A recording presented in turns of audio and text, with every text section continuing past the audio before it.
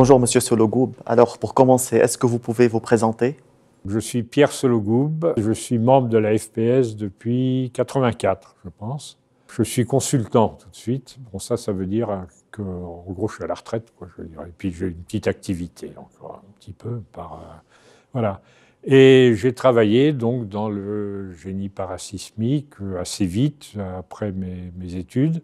Mon activité, je dirais essentiellement, ça a été dans le domaine nucléaire et dans les domaines des installations classées, quoi. Maintenant, si on veut passer un peu à votre expérience et votre carrière, est-ce que vous avez un projet particulièrement intéressant ou remarquable qui a eu lieu pendant votre carrière ou votre mandat à la FPS? Et pour quelles raisons vous le qualifiez d'intéressant ou de remarquable? Tout ce qu'on fait à la FPS est intéressant. Pendant que j'étais président, en tout cas, on a signé le contrat avec l'administration sur le diagnostic post-sismique. Quand un séisme a lieu dans un endroit, quelle que soit sa force, il y a des désorganisations, bien entendu. Ce qui est important, c'est de pouvoir que la vie reparte normalement. Et un des points clés pour que la vie reparte, c'est que les gens puissent rentrer chez eux, si je puis dire. L'idée du diagnostic d'urgence, c'est justement d'aller faire un premier diagnostic pour classer les bâtiments selon qu'ils sont habitables, surtout pas habitables, quand interdit d'accès, et puis entre les deux. Donc, voilà. L'autre chose qui a été faite aussi pendant que j'étais président, c'était de faire des guides pour les installations classées. Et ça a pris à la FPS pas mal d'énergie, je dirais.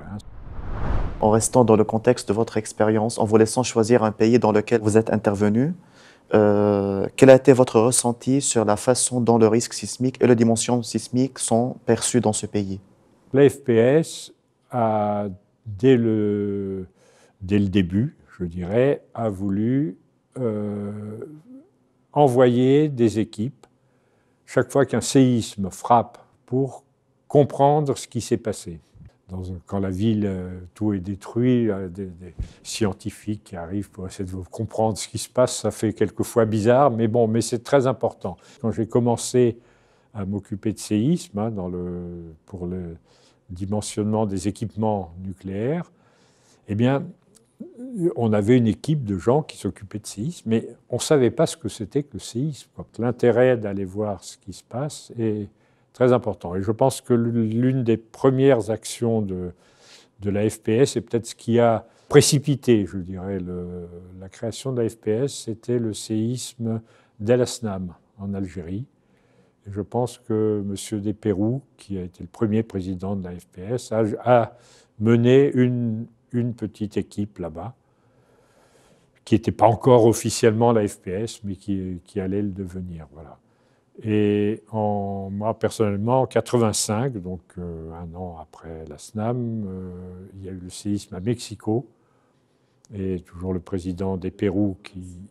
Et donc j'ai eu la chance de participer à cette mission. Donc on était 5 ou 6 de la FPS, donc le président Desperroux, et puis certains d'autres présidents, Alain Péquer par exemple, était là-bas.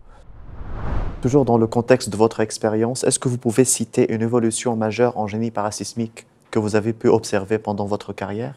Il n'y a pas d'évolution miraculeuse. Alors, ce qui est important, et je pense qu'on doit avoir ça quand on fait du génie parasismique, c'est qu'on touche beaucoup de domaines différents. Alors le génie parasismique, ça commence par la définition de l'aléa. Définition de l'aléa, c'est-à-dire quel genre de séisme je peux avoir. Donc ça, c'est tout un métier à part, donc c'est de la géophysique. Deuxième famille, c'est effectivement la construction parasismique. Qu'est-ce qu'un séisme fait à d'abord à une cité? Il peut endommager des maisons, il endommage les tuyauteries, l'eau, l'alimentation d'eau, il endommage l'électricité. Il y a tout un système, un système complexe. Chacun des domaines est important. On comprend pourquoi une structure tient et on comprend pourquoi elle ne tiendrait pas. Voilà. Donc ça, c'est très important. Ce n'était pas forcément le cas le cas tout à fait il y a 50 ans, quoi, ou 60 ans. Voilà, Donc maintenant, en fait, on va vous donner une photo et vous demander que vous évoque cette photo. Oh là là, où est-ce que vous avez trouvé ça? On a fait des bonnes recherches. Ça, c'est une table vibrante. Okay. Donc une table vibrante, c'est une table qui bouge et qui peut imiter un séisme. Et sur cette table vibrante, il y a une tuyauterie. L'OCDE a lancé,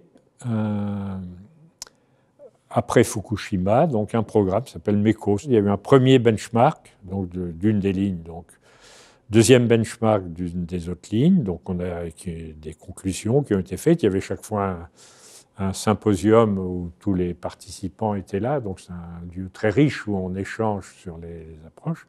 Et il y a une troisième partie qui était, eh bien, qu'est-ce qu'on peut changer, quoi, faut-il changer quelque chose dans les méthodes de conception des lignes de tuyauterie, voilà. Toujours dans le cadre de votre carrière au sein de la FPS, est-ce que vous pouvez nous raconter une anecdote ou un fait marquant, disons, qui a eu lieu pendant votre carrière et votre expérience au sein de la FPS?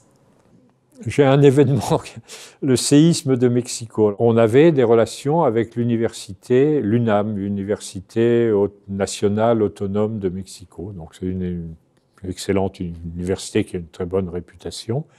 Et quelqu'un nous a dit, mais vous êtes allé à l'UNAM, c'est vrai, mais il y a une autre université très célèbre et qui a autant d'élèves que l'UNAM, ou à peu près autant d'élèves, donc elle est tout à fait...